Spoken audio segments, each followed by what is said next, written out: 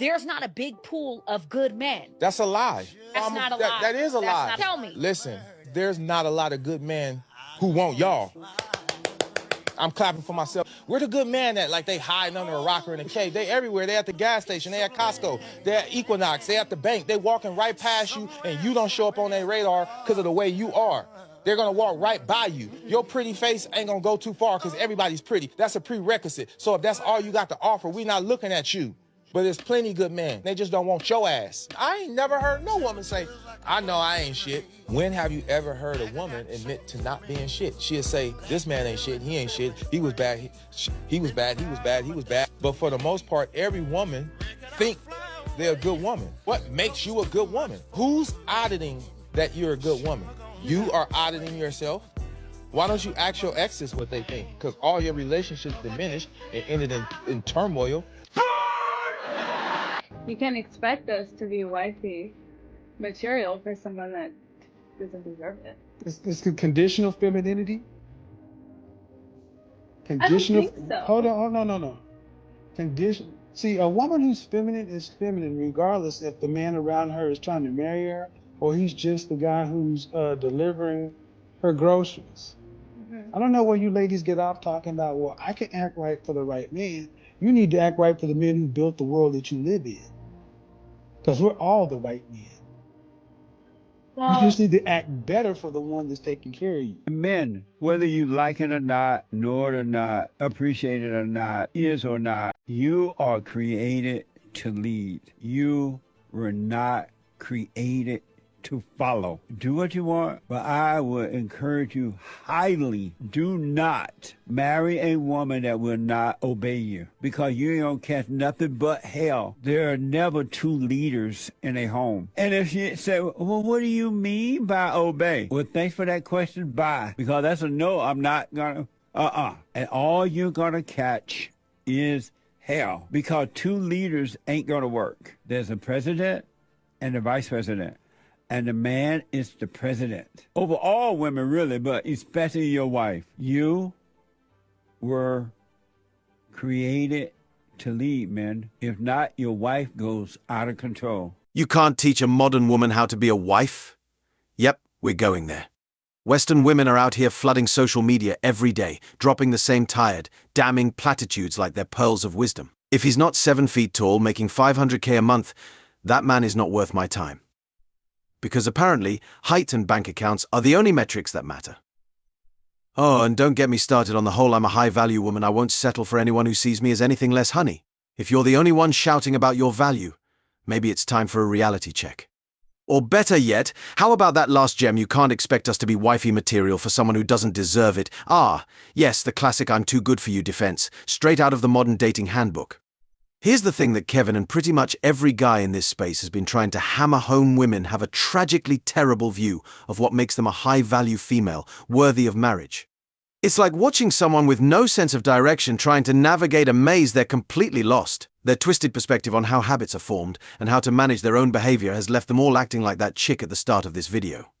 You know the type turns on the camera, bats those eyelashes, pretends she has no clue what went wrong, and then cue the waterworks. Cries for days in hopes that someone, somewhere, will throw a little sympathy her way. But let me ask you, does this change anything? Nope, not a damn thing. Does this guarantee that the next guy who comes along is going to see anything different? Of course not. It's the same script, different day. You'd be surprised how literally men that are 40 years old, they still don't know what they want. They're still not ready to commit. I don't think it's about not knowing what they want and not ready to commit. I think it's that you're going to come to a crossroads and understand the pros and cons to a relationship or a marriage. And you have to weigh the options, like, does it benefit me or does it not benefit me? Clearly doesn't benefit a bunch of them because they can get anyone they want anytime. And it's not about that, because that doesn't determine if they get women or don't get women. What is Did it you get what I'm about? saying? We're talking about strictly, is there a benefit to me getting married at all? Do you think men think there's no benefit to being married? A lot of them, it's actually worse if they get married. It's like a huge risk. Why? For the woman, she has the opportunity to get the kids automatically. She gets to have half of his earnings without having to earn what he earned or hustle what he hustled. They have the opportunity to be able to get alimony. They have the opportunity to own assets that they didn't work for. So what does this man benefit for if it doesn't work out? He actually loses. It's a valid reason. I see. Picture this, we've got two types of households, and boy, do they deliver. House Type 1, this is where our classic sitcom fantasy comes to life. The husband has bought into the all men are clueless narrative straight from the screen. He's living in a sitcom where men are perpetually bumbling and women are the divine queens of everything. Seriously, it's like he's auditioning for a role in Dumb and Dumber 2 Domestic Edition. He's given up all authority, letting his wife run the show with the grace of a Broadway diva. These chicks have signed off on. But here's the kicker: this setup doesn't exactly lead to marital bliss. Instead, it's like mixing high school drama with a soap opera. The result? Endless arguments, a bitter husband, and a wife who's become a full-blown diva. If you're wondering if this ever ends well, spoiler alert, it doesn't. The couple is more likely to split up faster than you can say reality check, and here's the golden nugget of wisdom: the more sitcomified the house, the more likely it is to blow up like a bad fireworks display. House Type 2 now. Let's take a stroll into House Type 2, where things get intriguingly old school. This household isn't exactly ripping up the rulebook, but instead playing by the classic man as the head of the household script. The wife takes on the traditional duties, and the husband, while not exactly a chatterbox, makes sure everyone knows who's boss. This isn't to say he's a tyrant. Think of him more like a strong, silent type. He's running a tight ship, and you know what? It actually works. The kids grow up tough, and there's a surprising amount of mutual respect going around. Imagine House Type 2 as the rare Bigfoot sighting of family dynamics. You find it, and it's like discovering a unicorn in your backyard. You rush back to share the news, only to be met with skepticism and a bunch of, yeah, right. But here's the kicker: the parents in House Type 2 are still rocking strong, while those from House Type 1 are probably starring in their own Splitsville reality show. So here's where it gets real. The second family dynamic, where the man's got some backbone, is as rare as a four-leaf clover in the Western world.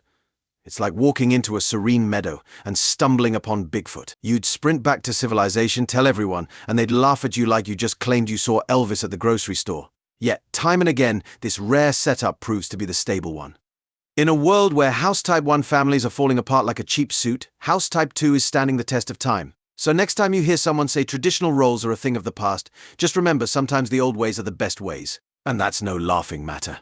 I don't want any of my income to be needed in the family. I want the man to be 100% the supporter, but that doesn't mean that I'm not gonna work and I'm not gonna have my own business or whatever. But you would want the family to be able to live solely off of your husband's income. Yes, 100% solely off of my husband. I don't want me to have to use my income at all. So her money is her money, and her man's money is also her money. And it's funny, people will see videos like this and their only response is, oh, but not all women are like that. Okay, that's fine, but obviously there are women who are like this. Or this. You fucking asshole! This is all your fault! What? Truer words have never been spoken, folks. A world ruled by two masters is doomed to fail, and let's face it, Western marriage is the perfect example of this disaster in action. I mean, you couldn't script a more colossal cultural blunder if you tried. Growing up, I used to visit friends' houses on weekends or for those fun group projects, and let me tell you, you get a front row seat to the circus that is modern marriage. So let's break it down into two glorious categories: House Type 1 and House Type 2. This is going to be a wild ride. House Type 1, here we've got the classic scene of men letting their wives steamroll over them. Oh yes, these guys are the unsung heroes of marital surrender. The moment they try to say anything remotely assertive, it's like watching a toddler trying to take on a lion. They just chuckle, mumble something pitiful, and then retreat to the garage or the nearest bar for a few hours of sweet escape. And let's not forget, the wives? They control every single aspect of their lives, from the color of the curtains to the temperature of the thermostat. And people? Oh, they just thought it was adorable. Like watching a sitcom where the husband is a bumbling buffoon. Cute and hilarious, right? Even though it sounds a bit like this, oh honey, I just love how you let me choose the drapes. It's not like you have a say in this household anyway. Yep, that's House Type 1 for you, a laugh riot of marital dysfunction that everyone finds endearing. Except for the poor guy living at House Type 2 now. This one's a doozy. Imagine a household where the husband thinks he's the king of the castle, but in reality he's more like the court jester. They parade around like they're in charge, but behind closed doors it's a different story. They're the ones who believe they're running the show while their wives are the real power players, pulling the strings from behind the curtain. Classic case of misplaced confidence. And the kicker? They still think they're in control. It's a circus where the clowns are convinced they're the ringmasters.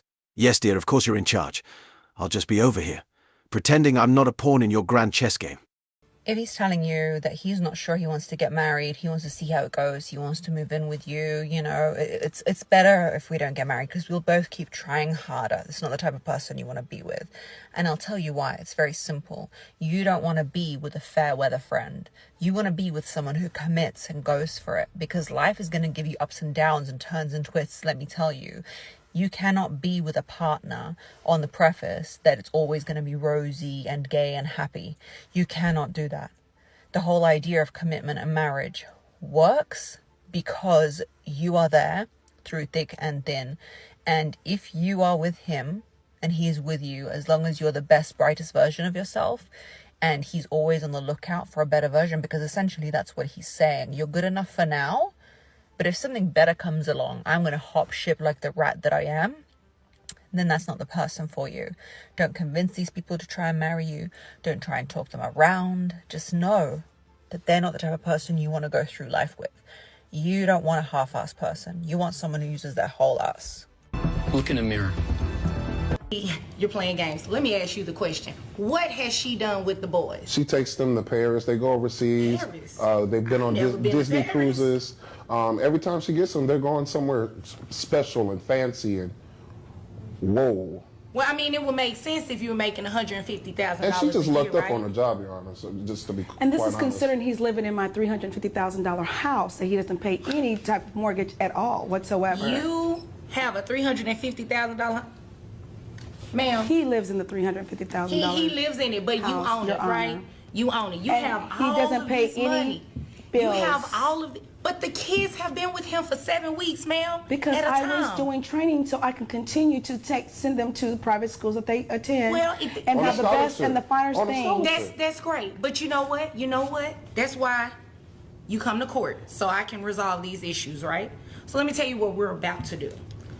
$150,000 a year. I have your gross at $12,500. How many children do you have, ma'am? 2. 2, okay. Net at $9,000. Okay, based on 20.63%. Okay. And then I you do take care of my sister's 3 children as well. When did this start? Wait. 6 months ago. 6 months ago. Whose children are these? They yap on and on, convincing themselves that men don't want to tie the knot because we're not grown up enough or because we're selfish. Yeah, right. Meanwhile, they conveniently ignore the elephant in the room, the divorce rate. That's right, ladies. Divorce is the sneaky little tool you've used to spin the narrative that you're never at fault. You tell us it's not about you, but guess what? The proof is in the pudding, and the pudding is always pointing back to you. So, let's not kid ourselves. The reason so many of us are avoiding the marriage trap isn't because of a lack of maturity or an overabundance of greed. It's because we're not falling for the same old song and dance that's left a trail of broken hearts and empty wallets. We've seen the evidence. We know the score. And we're not about to get caught in the same old game that's proven to be a total bust.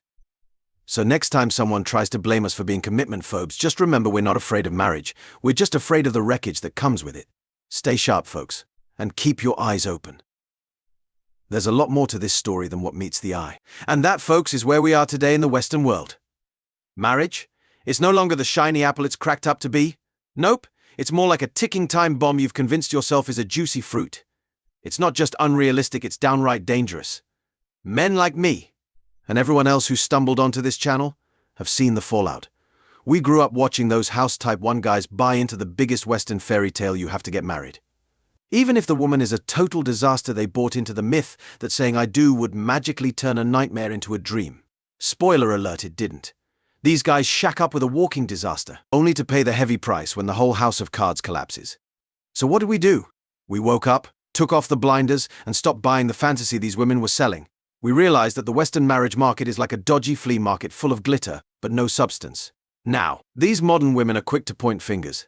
They say men in their 20s, 30s, and even 40s are out of touch or immature. Who never believe a woman's story in her marriage. The amount of times that I have gotten sucked into a woman's story. We are so manipulative.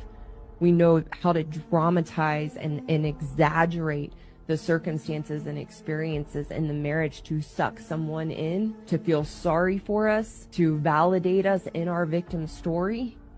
what's his experience though? What's his side of the story? It's just like, it would almost be blasphemy to not believe some of the things a woman says. And oh my gosh, I'm so sorry you have to know. Athletes, like my ex-husband's 6'4". Okay. Yeah, I'm 5'11". I'm pretty tall, so I like them tall as well. I do get, okay, so let's go, because you know the 6 feet guy, do we gotta make a certain amount of money? Yes, yes, he does. Yeah, absolutely, Kendra. My standards are very, very high when it comes to that. He needs to be making at least $500,000.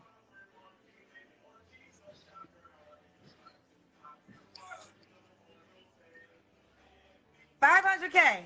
Yep. Now, let me just, okay, so he has to be 6 feet. Mm-hmm.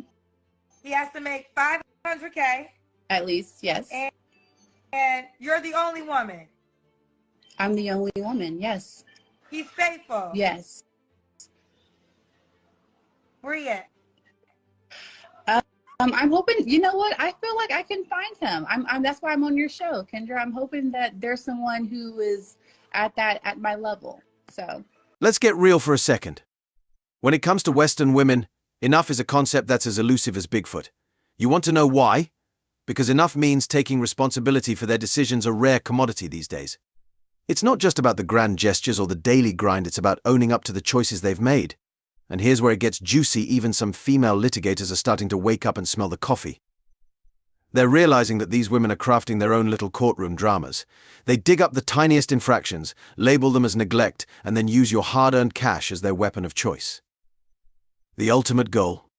Now, for real men, this kind of underhanded maneuvering never even crosses our minds. We're out here busting our backs, trying to be the best providers and protectors imaginable. That's why so many of us got duped by the glossy facade, modern women. We were sold on a dream, only to find out that the plug had been quietly pulled when we weren't looking. Every single one of us has witnessed the chaos, the drama, and the heartbreak unfold time and time again. It's like a never-ending rerun of the same tragic sitcom. Western marriage, for us, it's starting to look less like a golden opportunity and more like a ticking time bomb. But hey, the crazies just keep on coming, don't they? They keep the charade alive, pushing their agendas while we're left picking up the pieces. So here's the deal: while they're busy writing their dramatic scripts and playing their little games, we're not falling for it. We've seen the plot twist a million times, we're on high alert, and we're not buying what they're selling anymore. Stay vigilant, folks. The show might go on, but we're not here to be the next tragic episode. Keep your wits about you, and remember, in the game of Western marriage, it's better to be the spectator than the main act. The United States and a lot of Western countries are going to have to rewrite the marriage laws to incentivize men to get married, because men are waking up to the fact that men get absolutely destroyed in marriage and in divorce. Financially, when it comes to the kids, women are more likely to get custody. 90% if she's college educated. Yeah, 90% if she's college educated. 90% of child support payments go from men to women. 97% of alimony payments go from men to women. So if you're a betting man, it's not a good bet for men. So a woman can cheat on you, and she can still get half your shit. Oh, sweetheart, keep searching, but don't hold your breath.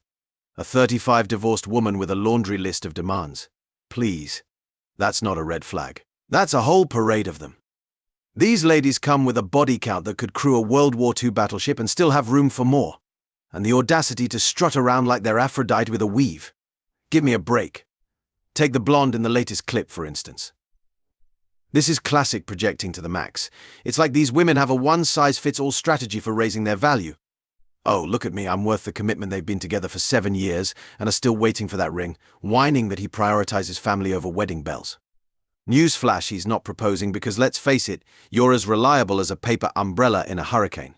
Let's be real, men in the West are the only ones holding down the fort of loyalty. A prenup. Oh, please. In places like the US coastal states, a prenup might as well be a get-out-of-jail-free card. Women complain about commitment, but they're the ones failing to deliver. They've engineered a system where men would rather brave a storm on an oceanic oil rig with 3 cats than endure 5 years of nagging and the eventual alimony payments that would make their wallets cry for decades. The male response to the idea of marriage: unanimous. It's a no-go. Why? Because the risks outweigh the rewards. So ladies, keep projecting your fantasies while we stick to our realities. The verdict is in marriage, as pitched in the West, is a deal too risky to touch. The society we're creating right now, more and more men don't want to get married. And I get why. There is almost zero upside for men getting married. This isn't me saying that men shouldn't get married, or women, but think about what society is telling men about what being a man is. Tell about society is fucking men hardcore for getting married. If you get married and you get divorced, a woman takes 50% of whatever you have. 80% of relationships, the man is the biggest provider. So that's a big fuck right off the bat. What are you getting in exchange for that? Second, if you have kids with her, you're fucked, because the government doesn't think that you deserve shit. So even good dads who try to stay in the kid's life are fucked. So there's a lot of men going, why the fuck would I do this? The good news is that will correct itself, because eventually then people start going, oh, right? When you create mistakes, you only create more error. Error creates more error. So we've gone so far the other direction that more and more men are going, like, why the fuck would I get married? I don't see anything wrong with that. Ask your question, why the hell do people keep getting married? You know, isn't anybody looking at the stats? I mean, what's it like, 1 out of 2 marriages goes right down the shitter? People, if you were going skydiving and they told you half the parachutes weren't going to open, you'd be like, yo, fuck that, I'm not going. I don't like those odds. I get a 50% chance of splatting on the ground, I'm not doing it, right? But there's something about getting married. People just have to do it. They're just like, is this the line to lose half my shit? Awesome! This is gonna be great! I can't wait to lose my car, my money. Oh, look, the line's moving. One step closer to my own personal hell. The facts just keep rolling in, don't they? Let's dive into the latest gem. 90% of college-educated women are likely to hand out the gavel to men. What's behind this alarming trend? Buckle up. Because it's all about the institutionalized disrespect for men that's become practically law. Feminism, folks, isn't just a movement anymore, it's turned into a full-blown cult. Welcome to Jonestown with extra steps, where women are brainwashed from childhood through college to see men as the villain in their soap opera of life. Think about it. These women are trained from day one that men are basically awful creatures. They're indoctrinated into thinking that house type 1 from earlier is the norm. Men are to be controlled, belittled, and ignored. And don't get me started on college, the pinnacle of this brainwashing. It's like a masterclass in how to turn women into financial wrecking balls with a side of melodrama. They've been programmed to destroy families and raid bank accounts the moment they get the sniff of something better. Here's the kicker, even if a guy is the total package, self-sufficient, hard-working, loyal, and an excellent father figure, it's not enough. No. If a Chad or a Tyrone strolls by, they're ready to toss their bags and shoot their shot at the next shiny thing, and when that inevitably crashes and burns, it's never their fault. Oh no, they've been trained to spin this into a victim narrative. If you're busy with work, you're never around, want to hang with the guys, you must have your priorities all messed up. Loyal? Too bad. You're just controlling. It's the same old song and dance, with barely any variation. Guys, we see the pattern loud and clear. It's a well-oiled machine of blame shifting and victimhood that plays out year after year, and it's getting old. So let's keep calling it out and staying sharp. Because when you see this scheme coming, you know exactly what's next. As always, wishing you tremendous success. Now, it's your turn. What do you think? Drop your thoughts in the comments below. Thanks for watching.